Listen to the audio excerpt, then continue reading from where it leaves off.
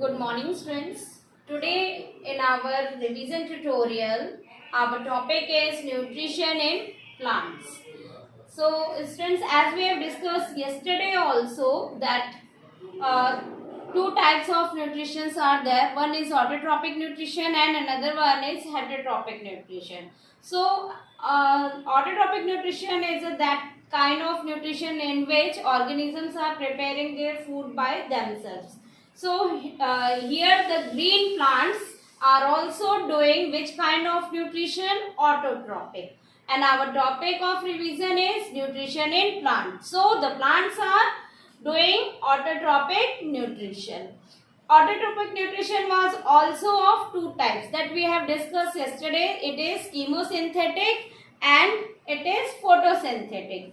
So, chemosynthetic was done by the bacteria, whereas the green plants are doing photosynthetic autotrophic nutrition, in which they are depending on light for preparation of their food.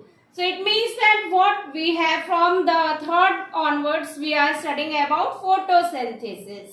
So the green plants are preparing their food by the process of photosynthesis. So how will we define the process of photosynthesis? So here photosynthesis is the process by which green plants prepare their own food by the help of carbon dioxide from air and water and mineral from soil in the presence of sunlight and chlorophyll. Along with this process, they also release oxygen gas as a byproduct, which is very important for us, means animals. So let's see here the equation for this process. 6 carbon dioxides react with 12 molecules of water in the presence of chlorophyll and sunlight. Don't forget to mention this, otherwise the process can't complete. It gives you glucose C6H12O6 with 6 molecules of oxygen and 6 molecules of water in the form of vapor. So in this way you have to define photosynthesis also along with the reaction. What we have noticed, students, that oxygen and water are the byproduct in this process. Means that they are extra product. They are not the main one. Here, what is the use of sunlight? It helps in breaking of water molecules. So, it do the process of photolysis. By the action of light, the molecules of water gets splitted. And then this hydrogen gets combined with carbon dioxide to form glucose. That synthesis process occurs in chlorophyll. This is the reason why sunlight and chlorophyll is required for this process, and it happens in their presence. The glucose formed in plant is stored in their body in the form of starch. So now let's see how we can test the starch. It can be tested by a chemical called as iodine, which gives blue color of iodine gets changed into black color due to the presence of starch.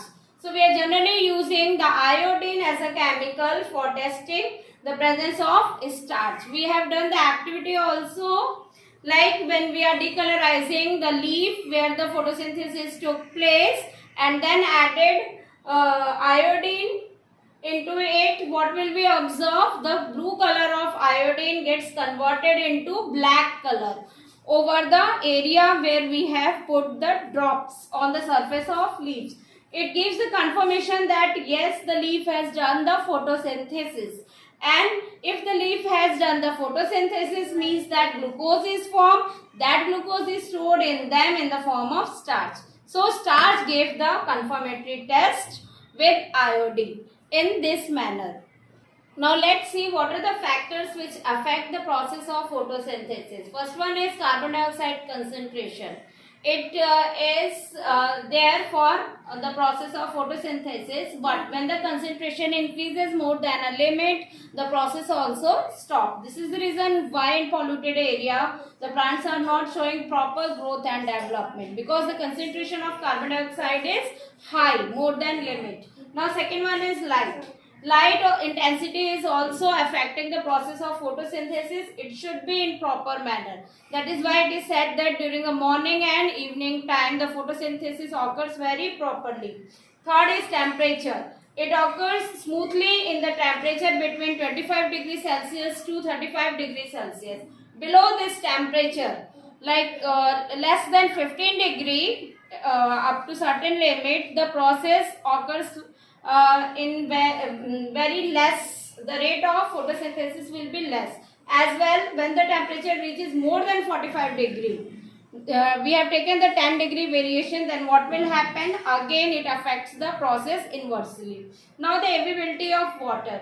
The water is also playing a vital role in affecting the process of photosynthesis. Now in our today's revision tutorial, let's revise few questions based on our topic. The first one is define photosynthesis. You all can define the process of photosynthesis. Now you can write the equation for it.